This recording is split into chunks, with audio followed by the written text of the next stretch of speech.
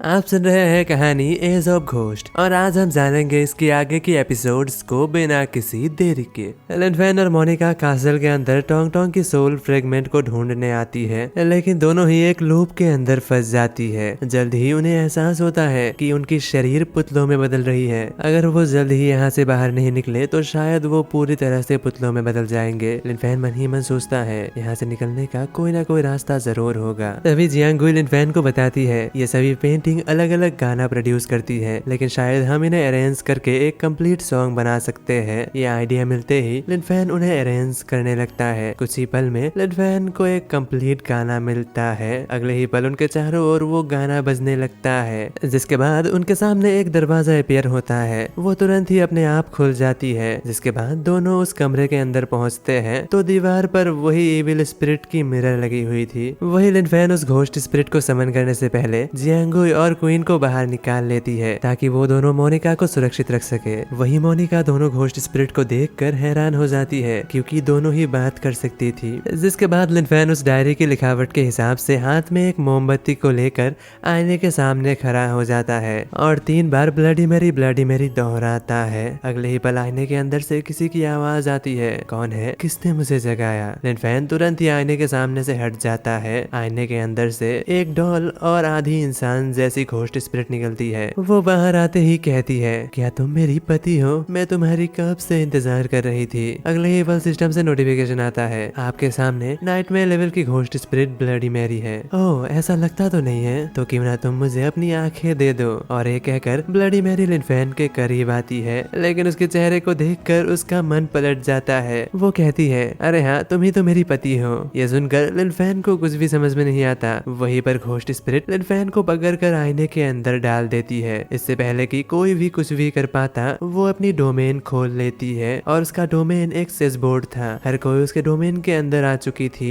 ये देखकर मोनिका चिल्लाते हुए कहती है, आखिर तुम्हारी हिम्मत कैसे हुई लिनफेन को मुझसे छीनने की। मोनिका की बात सुनकर उसे भी गुस्सा आ जाती है। वो कहती है, कौन हो तुम? कहीं तुम मेरी पति को सिड्यूस करना तो नहीं चाहते? ये कहकर वो उन सभी के ऊपर बड़ी बड़ी चेस की गोटियों से हमला कर देती है। वो लोग जैसे तैसे उन हमलों से बचता है, लेकिन अगले ही पल वो अपनी बहुत से पपेट्स को निकाल लेती है। हर एक पपेट्स अपनी एक ही बात दोहरा रही थी, जैसे कि कोई रिकॉर्डिंग हो। वहाँ बहुत से पपेट्स थे, वो सभी लोग उनसे घिर चुके थे। वही दूसरी ओर आईने के अंदर अचानक लिनफेन की आंखें खुलती है। वो सामने की ओर देखकर कंफ्यूज्ड था, शायद वो किसी तरह के थिएटर के अंदर था। तभी अचानक मंच का पर्दा हटता है। उसके अंदर से 2 पुतले बाहर आते हैं। कोई अनाउंस करते हुए कहती है, आपका स्वागत है ब्लडी मैरी पपेट थिएटर पर। कुर्सी की पेटी थाम लीजिए, शो जल्द ही शुरू होने वाले हैं। सालों पहले की बात है, बुल कंट्री में एक काउंट और काउंटेस रहा करती थी। उनके शादी में अलग अलग देशों से कई नोबल्स फैमिलियां उन्हें बधाई देने आए थे। उनकी जिंदगी खुशियों से भरी हुई थी। खैर, खुशियां हमेशा नहीं रहती। कई पास के देशों के साथ उनकी युद्ध छिड़ चुकी थी, जिस वजह से महाराज को महारानी को छोड़कर युद्ध में जाना पड़ा। लेकिन जाने से पहले उसने महारानी से एक वादा किया कि वो जल्द ही वापस आ जाएगा। महारानी हर रोज खिड़की के पास बैठकर उसका इंतजार किया करती थी। इवन उसे लोगों से इस बात की खबर भी मिल चुकी थी कि महाराज मर चुका है, लेकिन वो फिर भी उसका इंतजार करती रही। समय के साथ धीरे धीरे वो बूढ़ी हो रही थी। बुरावट से बचने के लिए वो अपनी आत्मा को 2 डॉल्स को बेच देती है ताकि वो हमेशा ही जवान रह सके और अपने पति के वापस आने के बाद उसके सामने जा सके।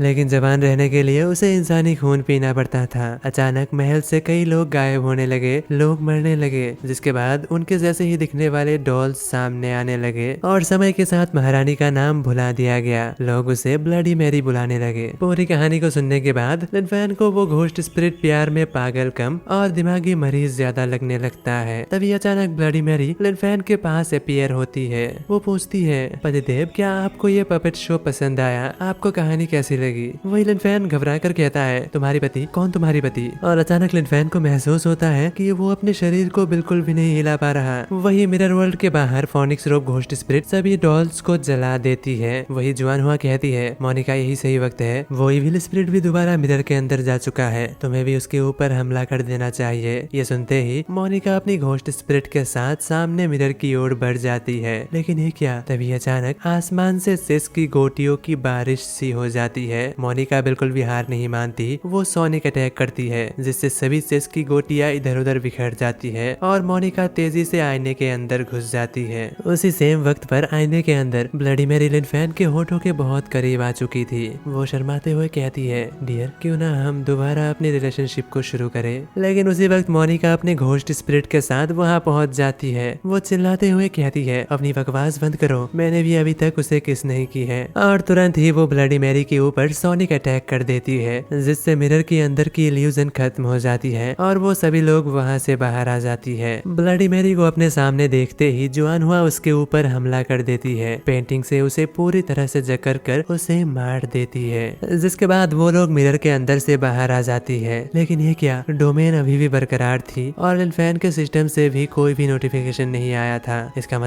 मतलब वो अभी भी जिंदा है। अचानक उनके चारों ओर गहरी धुंध फैलने लगती है और धुंध के अंदर से ब्लडी मैरी बाहर आती है। वो लिन फैन से बहुत दुखी थी। वो कहती है, तुमने मुझे दोबारा छोड़ने की कोशिश की, अब मेरे पास और कोई रास्ता नहीं है, मुझे तुम्हें डॉल बनाकर अपने पास रखना होगा। और एक कहकर वो अनगिनत डॉल्स को समन कर लेती है। वो सभी को घेर लेता है। लेकिन लिन फैन भी कुछ कम नहीं था, वो भी अपनी सभी घोस्ट स्पिरिट को समन कर लेता है। वो कहता है, पहले मैं अपनी पूरे स्ट्रेंथ को इस्तेमाल नहीं कर रहा था, लेकिन अब मेरे पास भी और कोई रास्ता नहीं है। जिसके बाद लिन फैन अपनी सभी घोस्ट स्पिरिट को उसकी आत्मा को ढूंढने को कहता है और हर किसी के साथ लिन फैन माइंड लिंक द्वारा जुड़ जाता है ताकि कोई भी कंफ्यूजन ना हो। वही मोनिका लिन फैन को देखकर उसके मुंह से लार टपकने लगता है। वो कहता है, वो कितना हैंडसम है, यही मेरी पति बनने के लायक है। वही लिन फैन अपनी तलवार के साथ उन सभी डॉल्स को खिलौनों की तरह तोड़ने लगता है। वही घोस्ट अम्ब्रेला उनके ऊपर हमलों की बारिश कर देती है। ननरी मास्टर अपने सप्रेशन स्किल का इस्तेमाल कर रही थी, लेकिन वहीं पर ब्लडी मैरी अपनी पपेट टेक्निक के साथ किसी को कंट्रोल कर रही थी। वही तभी अचानक मोनिका देखती है कि फोनिक्स रोप घोस्ट स्पिरिट उसके ऊपर हमला करने के लिए आ रही है। मोनिका घबरा कर कहती है, अरे हम तो एक ही ग्रुप में थे ना। लेकिन इससे पहले कि वो मोनिका के ऊपर हमला कर पाती, लिन फैन आगे आकर उसके ऊपर हमला कर देता है। ये क्या, वो तो बस एक डॉल थी।